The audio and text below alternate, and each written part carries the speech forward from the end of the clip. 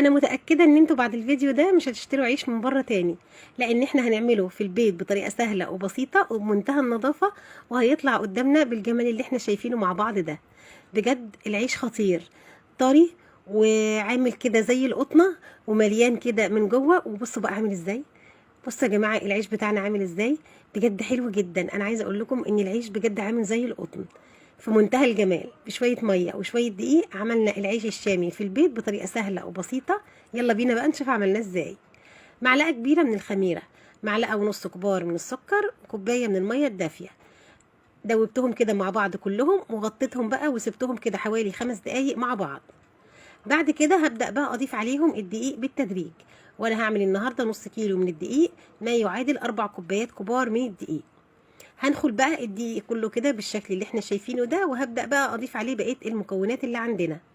عندي نص معلقة صغيرة من الملح، نص معلقة صغيرة من البيكنج باودر، وهشغل بقى العجان على درجة هادية، وعشان كده أقلب المكونات كلها مع بعضها في الأول. هبدأ بقى أضيف مية بالتدريج، هضيف كده معلقتين من المية الدافية.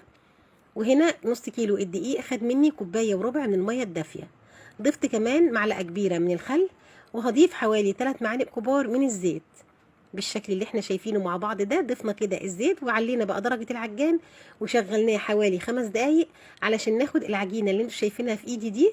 عجينة طرية ولينة وبتلزق كده في الايد تلزيقة بسيطة. دهنت البولة زيت ورجعت فيها تاني العجينة، وهغطيها بقى واسيبها علشان تخمر على راحتها خالص. خلاص كده غطينا العجينه بتاعتنا، هنسيبها بقى في مكان لغايه ما تخمر. وهنا خلاص كانت العجينه بتاعتنا خمرت، شايفين ما شاء الله خمرت وتضاعف حجمها. هبدا بقى اخرج منها الهواء، وهرش كده قدامي رشه من الدقيق، وهبدا بقى اخد كور صغيره على قد حجم الرغيف اللي انا عايزه اعمله بالشكل ده. انتوا هنا بقى هتتحكموا في حجم الرغيف اللي انتوا عايزين تعملوه. عايزين تعملوه صغير طبعا هتاخدوا كوره صغيره، او عايزين تعملوه متوسط زي ما انا عملته كده هتاخدوا كوره بالحجم اللي انتوا شايفينه قدامكم ده. عملت كل الكمية بتاعتي، وطبعا غطيت وشهم كده علشان وشهم ما ينشفش.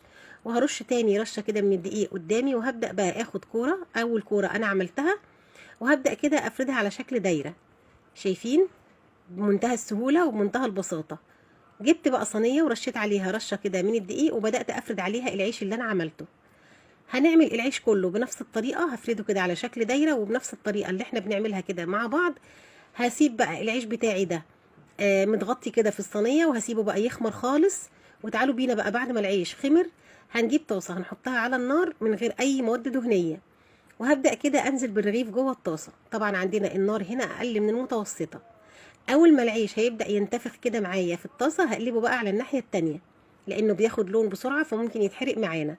بصوا بقى يا جماعه هيبدا ينتفخ ازاي في الطاسه. شايفين بدا يرتفع معانا اهو. وريحته بقى مش قادره اقول لكم ريحته كانت حلوه قد ايه. ريحه الخبيز كده في البيت بجد يا جماعه جميله، حلوه جدا. شايفين بدأنا اهو نقلبه على الناحيه التانية علشان بياخد لون بسرعه جدا. شايفين بقى الرغيف معانا، شايفين منتفخ وحلو ازاي، بجد جميل. بصوا بقى الجمال اللي قدامنا. تعالوا نعمل رغيف تاني بنفس الطريقه. حطينا برضو العيش كده في الطاسه، واول ما هيبدا يعلى معانا كده في الطاسه ويرتفع هنقلبه طبعا على الناحيه التانية، علشان زي ما قلت لكم بيتحرق معانا على طول. بصوا بقى الجمال، شايفين الرغيف هيبدا يعلى معانا ازاي. اول بقى ما هيبدا يعلى كده هنقوم قلبينه على طول على الناحيه التانية. بصوا يا جماعه لونه حلو ازاي، بجد خطير. عملنا بقى كل العيش بتاعنا بنفس الطريقه كده زي ما احنا شايفين مع بعض، ونحاول على قد ما نقدر نخلي النار بتاعتنا هاديه. خلصنا العيش كله وطلع بقى قدامنا بالجمال اللي هنشوفه دلوقتي مع بعض. شايفين بقى العيش، بصوا ما شاء الله العيش بتاعنا عامل ازاي، بجد حلو جدا، ريحته جميله وطعمه كمان في منتهى الجمال. وعملناه بشويه ميه ودقيق وطلع قدامنا بالشكل اللي احنا شايفينه ده. بجد الرغيف معايا كان عامل زي القطنه. يلا جربوه واعملوه للولاد، وان شاء الله الطريقه سهله وبسيطه وهتعجبكم.